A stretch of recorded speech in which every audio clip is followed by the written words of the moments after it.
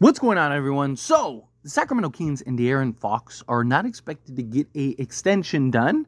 So, De'Aaron Fox is not expected to sign an extension with the Kings and is likely to wait for a larger deal per Shams. Sacramento Kings star De'Aaron Fox is bypassing a 3-year, $165 million maximum extension this year as he and his representative, Rich Paul of Clutch Sports, position the all-star point guard for a larger deal in the 2025 offseason, source told ESPN on Monday. Now, this doesn't mean that De'Aaron Fox is leaving. Doesn't mean like, oh no, trade De'Aaron Fox or anything like that. Fox sticking around more likely than not. I mean, he's even expressed that, he wants to be part of Sacramento's long-term plans. He's still young enough to be a real key piece for the future. He's not, 33 or anything like that. And Sacramento has made some pushes this offseason, getting Demar Derozan to kind of take some pressure off De'Aaron Fox. But this is just simply financial reason, right? So if De'Aaron Fox waits, then he'll be eligible next offseason for a 4-year, $229 million extension. So if he stays patient, right, he basically gets like a $60 million increase. However, if he ends up making an all-NBA team, then that goes from like 229 to 345 is what he can sign for.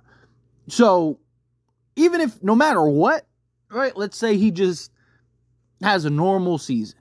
Even on a normal season, he'd still get $229 million. But if he ends up having that all NBA style season, defensively, offensive, whatever, right? Then he would jump up to $345 million. Now, obviously, he wants to win. Obviously, I'm sure that Sacramento and De'Aaron Fox has had some conversations. The Sacramento Kings, again, brought in DeMar DeRozan and kind of add some firepower, take some pressure off of De'Aaron Fox. I'm not super sold on that acquisition personally. That's just me. I think that Sacramento, the last thing they need was a heavy isolation scorer. I understand that when Malik Monk went out, their offense just tanked and they couldn't win a game, and it was all on De'Aaron Fox, and it was a disaster during that stretch. But that's because one of their key core guys, their second best offensive weapon, got hurt. Any team in the league that has that happen is going to have their struggles, is going to have their issues, right? Malik Monk, and I get Malik Monk is kind of the only other guy on this team that they have that can really just go get a bucket, right? That can really just generate offense for himself. So getting into DeMar DeRozan, that's fine. But you're tiny. Are you really going to, what are they going to do? They're going to go De'Aaron Fox, Ellis, Malik Monk, DeMar DeRozan, and Sabonis to close games? Right? That's terrible. You're tiny. Your defensive liability. I know Fox and Ellis, but Sabonis isn't this great rim protector. DeMar DeRozan isn't really this great defensive player anymore. Was never really known as a defensive player, but he's had his moments, he's had his years, he's had his stretches, right? And then, again, you're tiny. I think the last thing that the Sacramento Kings needed was another heavy isolation, needs the ball in his hands, on-ball scorer that doesn't shoot threes and doesn't push the pace, right? DeMar DeRozan, you look at the history of the teams he's been on, his teams are usually towards the bottom of the standings as far as pace goes. Sacramento is usually top, or the last few years, have been top 3 in pace, top 3 in three-point percentage, all right, or three-point attempts, right? You're talking about a team that shoots a lot of threes and loves to push the pace. And now they just got a guy who likes to play a slow, methodical game and in the half court and doesn't shoot threes, right? It's not really the best decision for Sacramento, in my opinion. But Sacramento doesn't appear to be done. Supposedly, based on reports, they are favorites to land Brandon Ingram or a Zach Lavine. They made the trade for getting off of Jalen McDaniels. Okay, right? Is this best for Sacramento again? Again, it's just, I think Sacramento had the path. And I've been very spot on Sacramento over the years, right? 2 years ago, I said that I thought Sacramento would be a top seed. I thought they would be the dark horse team that would be really good. And I mean, I mapped out their season, and it was nearly verbatim. It was a really like this team is going to impress. And then last year, I said that they were going to regress, and that I think this team didn't solve their issues, didn't solve their needs, and I don't think they're going to be very good. And once again, I don't believe that they solved their needs. I don't believe that they needed more. They needed 3-and-D guys, right? Instead of going and getting Demar Derozan and then going and getting a Zach Lavine, which we've already seen Demar and Zach, or a Brandon Ingram, who he only plays like 40 games a year, wants $40 million a year, right? Like, and again, needs the ball in his hands. Is just, instead of going and doing that, they should have been going after guys like, like Cam Johnson,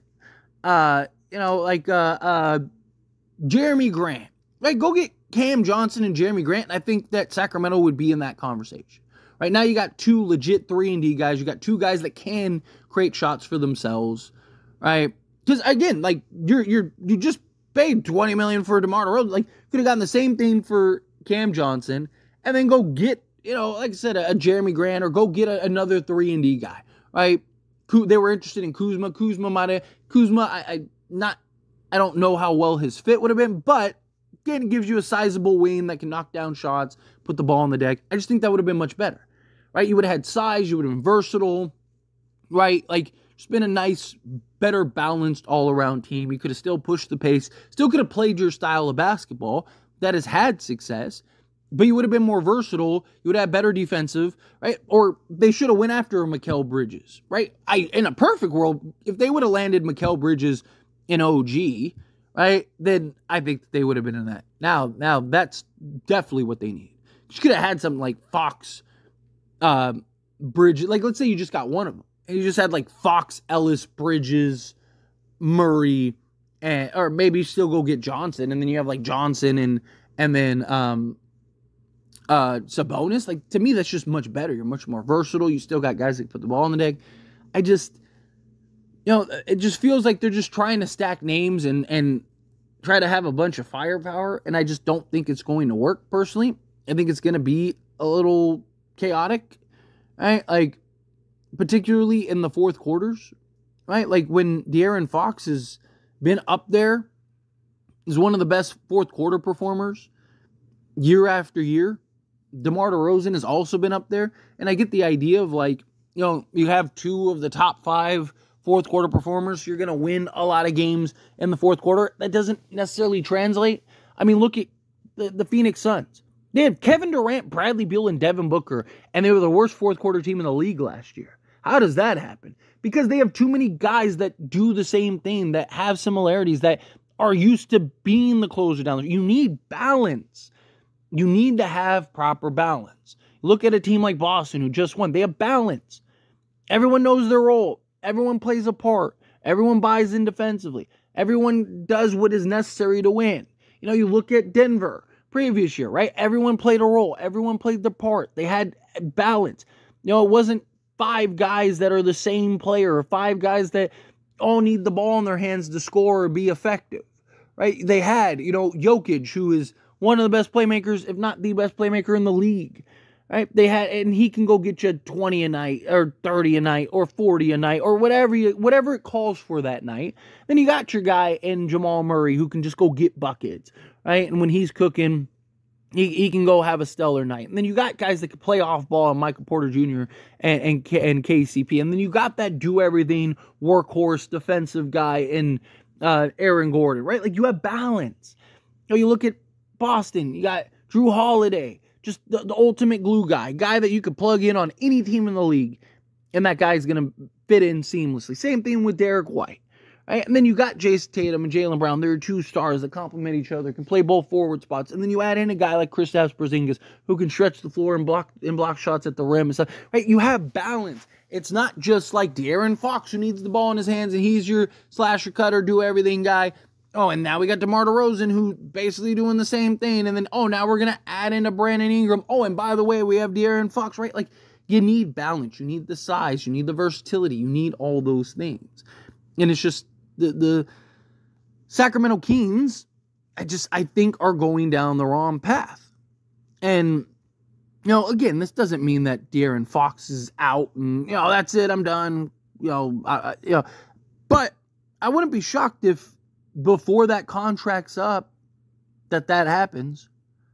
Right? Like, get the money now, request a trade later. That's the NBA we live in, right? Like, that's what players like to do.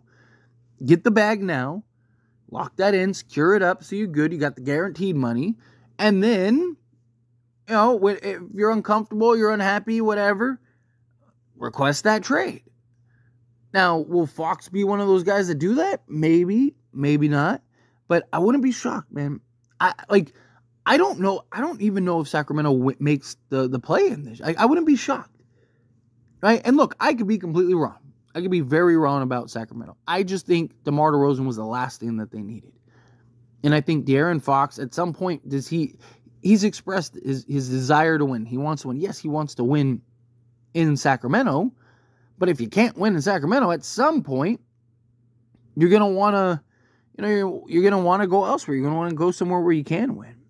And, if this organization keeps doing things to where you end up not being able to be in the position you need to win and keep making the wrong decisions, at what point do you just go, all right, get me out of here? It's going to be interesting. Very interesting to see how it plays out. But anyway, as always, this is a discussion. Pass question on you. Let me know your thoughts and opinions down in the comments below. What do you think? How do you feel with your thoughts? Do you have concerns about De'Aaron Fox leaving at some point? Do you think, he ain't going nowhere, he'll be fine? Do you think, that he should leave and go somewhere? However you feel, whatever your thoughts are, I'd love to hear it. So let me know down in the comments below. That being said, if you haven't liked this video, hit that like button. Helps me a lot. So we enjoy these types of videos, and I truly appreciate it.